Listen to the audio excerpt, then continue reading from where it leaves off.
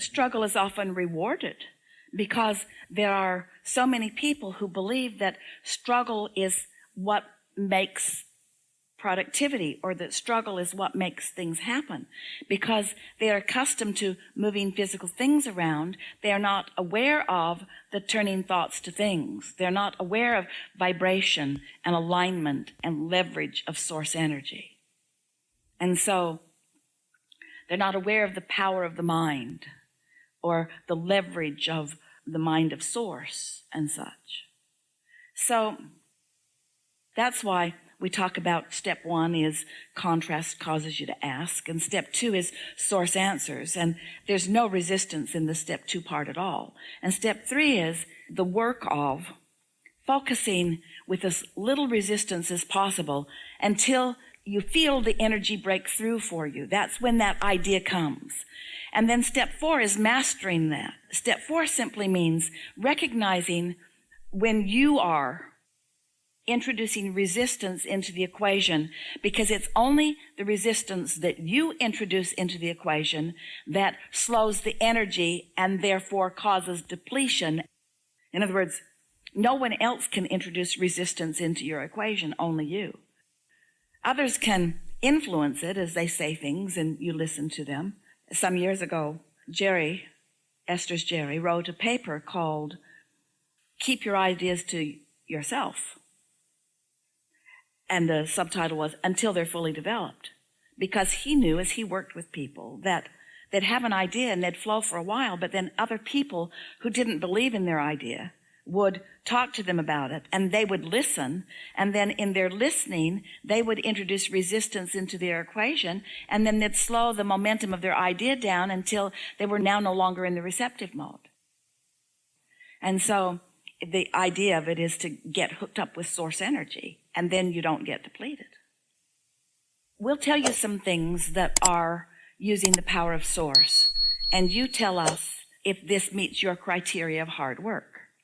To be in the receptive mode and to be consistently in that receptive mode, so it's step 4, so you're really in that replenishing mode, it requires focus. It requires being willing to look at positive aspects even when negative aspects are showing themselves to you. Think that's hard work?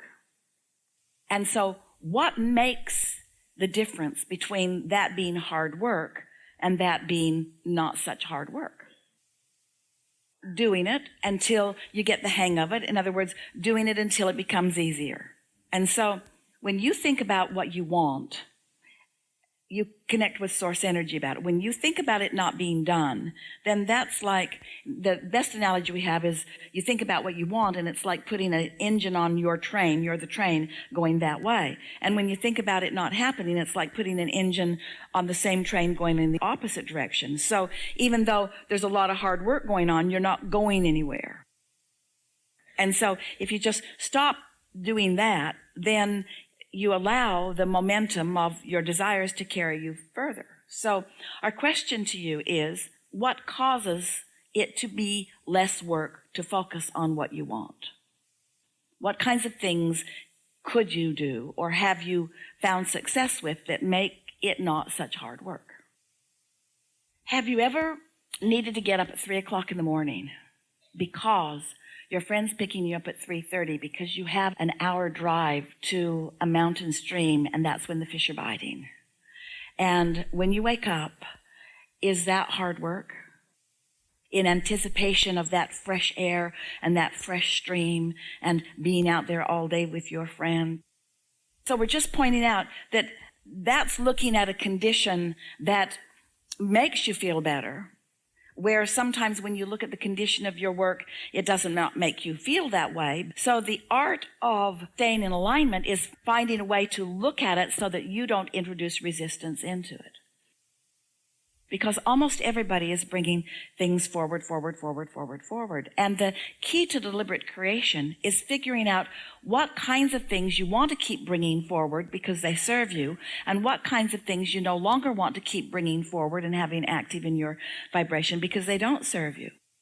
And the only way that you can know for sure what's serving you and what doesn't is by bringing it forward and feeling how it feels. But before you can really be aware, sensitive to how something feels in the early subtle stages, you have to have achieved a sort of connection with source energy. The reason we teach meditation is because it's easier to teach you to have no thought at all than it is to have pure positive thought. So if we can get you to have no thought for a little while so that you can then experience while you're awake what it feels like to have a higher vibration, then once you've had the experience of that, now you're more sensitive. People will say to us, Abraham, is it normal for all hell to break loose in my life once I begin meditating? And we say, yes. It's normal for you to be more sensitive. It's normal for you to be more aware at the early subtle stages that you're heading down a thought path that has resistance in it. So you got to figure out what thoughts you're thinking that are depleting you rather than replenishing you. Because you don't need to be depleted. You don't need to be burned out. So now, you've all heard this in various stages, and you've all heard our response to it. Now let's talk about some of the nitty-gritty.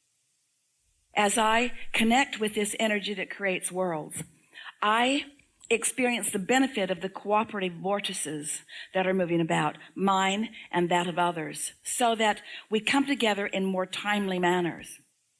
Things that ordinarily would take a longer period of time because I'm chasing this down or chasing this down are taken care of because of the universal forces that are involved. And things happen in just remarkable ways. And the best way that I can describe this is that the timing of my world is working better for me. It's as if I've gotten out of my own way and now timing is working better. I realize that there is a never-ending trail of those who could receive the benefit of my work. I also realize that all of them are not ready for me right here and now. So I don't have to be ready for all of them because they're all not ready for me. I just have to be ready for those who are ready for me. And the universe knows who's ready for me and who I'm ready for. And it's sort of being scheduled in this uncanny way where it's as if there is a consideration that is taking place that is beyond anything that I am doing with my own physicality. So Esther was thinking about the receptive mode. And a thought came into her mind. Oh, I brought that new hairbrush for Kate, and I meant to give it to her. But she didn't act on it. She didn't do anything about it. She had the thought. She didn't follow through with the impulse of the thought. Instead, she just put it off, even though it felt pretty lively when she thought it. So in a few minutes, she talked to Kate's mother. And Tracy said, I'm off buying Kate a brush. Kate can't find her brush. And Esther said, that's really funny because I have a brush for Kate. Now, if Esther had followed through when the impulse came, you see, the universe was orchestrated. The universe was trying to make life not be hard. Not hard for Kate, who lost her brush. Not hard for Tracy, who went to buy one. The universe knew Kate needs a brush. Esther has a brush for Kate. And here it comes, this effortless thing. It could have been seamless, you see. But there was a little resistance in it. Now, Kate happily has her brush and the new one that her mother bought for her. See what we're getting at? Esther didn't let it be as easy as it could be, you see. It could have been very easy. It's so easy because your inner being knows where everything that you want is and knows when it's where you want it. In other words, knows when and where. Timing. And so when you get off on your timing, then life gets harder for you. Then you miss opportunities, you miss conversations, you miss the dovetailing of thought. And so that's why this getting in the receptive mode is really at the basis of everything that you're asking about. Because when you're in the receptive mode, then you have good timing. You know the difference between you're going to work and you're going through the streets and there are lots of stoplights, and you know the difference between those days when you miss the traffic and you just go, because your timing is on, you see. And everything in your world can be like that. Just a matter of having the experience. Esther is laughing because she said she began counting the things that the universe was orchestrating for her, that she was not allowing to unfold in the most timely of manner. We would like her to know it was partly in preparation for this conversation that we're all having with you. But just the same, you have a concierge in the sky. Not literally in the sky, but you might as well think of us there as anywhere. who know where all the pieces to all of the things that are important to you are. And when you give up this flawed premise that there are blessings in heaven from hard work and struggle, and instead you accept that the blessings are offered to you on an ongoing basis, but you must be absent of struggle in order to tap into that, then you're off and running. We would not try to make it happen. We would look for an opportunity to quiet your mind. And you can do it as often as you want, but we would certainly do it at least 15 or 20 minutes at the beginning of every day. We really would. We would not miss the opportunity for the timing. Because, you see, oh, this is so good. So as you're tapping in and receiving the inspiration for this, and then the universe is queuing it up, if you're not vibrationally up to speed with what the universe has queued up for you, then you get overwhelmed by it. Overwhelmment is the emotion that you feel when you're asking for more than you're letting in. These are the words that we want you to hear right now.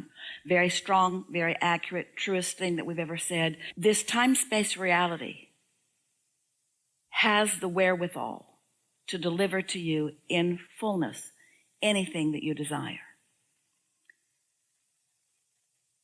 Anything, no exceptions. So when an idea occurs to you, you can accomplish it without the struggle that you've come to believe in.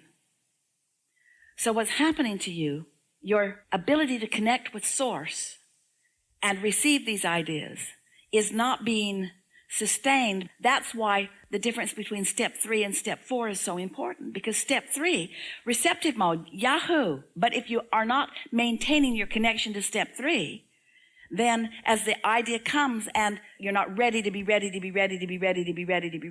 then it feels to you like you have to compensate for that with action. And there's not enough action in the world to compensate for that stumbling in the resistance, you see. So the simple answer is, more will not come to you than you can accomplish.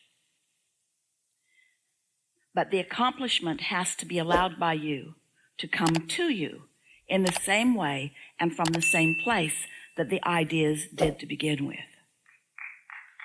Now, what that means is, when your Source, when your inner being gives you an idea, it's not like your inner being is saying, we've got a brilliant idea and here it is. Now work hard and make it happen. That's not what your inner being is saying. Your inner being says, here's an idea, and more ideas will follow that will make it unfold with ease. Can you feel that? But when you receive the idea, you haven't received the next and the next and the next and the next, and you fall back on your action in order to make it happen. Esther knows the feeling of that, because the ideas keep coming, and Esther will say to us and to others, I get really rested and then I make a schedule for the year, and then we have to fly it. Then the whole team has to get on an airplane and be over there and be over there and be over there. And we were so rested and so ambitious. Now we actually have to do the physicality to make that happen. She's not saying that anymore. What she's saying is, I love flying. It's so easy to get from place to place. She's saying, all of us moving about, some coming from Canada, some coming from Arizona, some coming from Utah. They're coming from so many places. And she says, we don't miss flights. We don't lose bags. We don't miss shows. It just keeps unfolding. And the more Esther says that, then the easier it is. The easier it is for her. She can't even remember the last time she had a hiccup in her flight. You see what we're getting at? Or she could say, oh yeah, I made the schedule really hard this year. We're going to 40 cities and this many this and this many this and this many this, and just introduce resistance to the equation. And then the same schedule that could have been delightful and easy is now hard just because of the attitude that's been focused upon it. You see the difference?